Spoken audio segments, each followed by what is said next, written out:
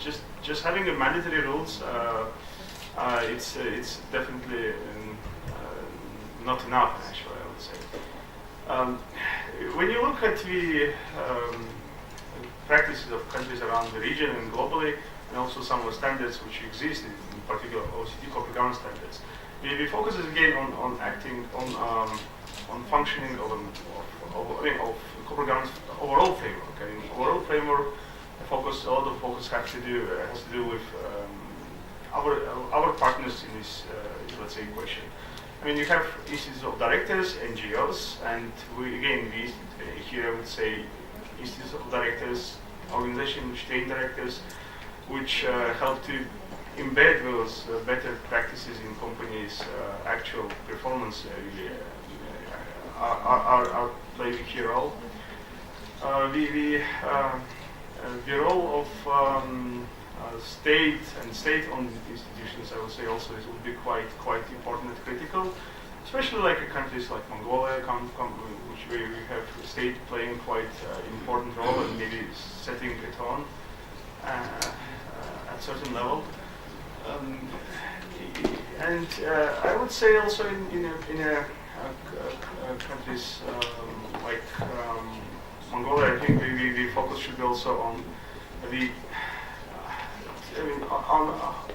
on trying to come up with finding other ways to incentivize the companies, right? I mean, mandating it, having minimum requirements in the laws is fine, but the real focus should be to make companies, to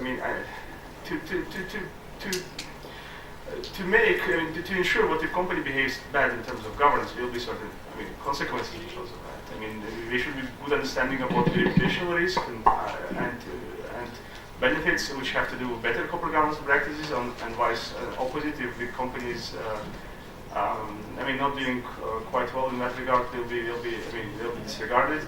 It has to do also with the fact what the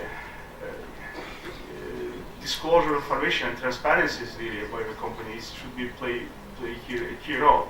And in order to make companies to provide better disclosure and transparency, they should be really focused on from the market participants, all the entities involved, which actually value this disclosure. I think part of the reason maybe why in Mongolia, I would say, focus on transparency in particular, but best practices are, weaker than others. And again, that has to do also with some other initiatives of corporate governance framework has been followed in Mongolia, like Comply or Explain Code, which hasn't really been enforced, have to do with the fact that sometimes little value is being placed on it. People see it more like a formal exercise, maybe it's a compliance driven. Required by international investors, but there of course in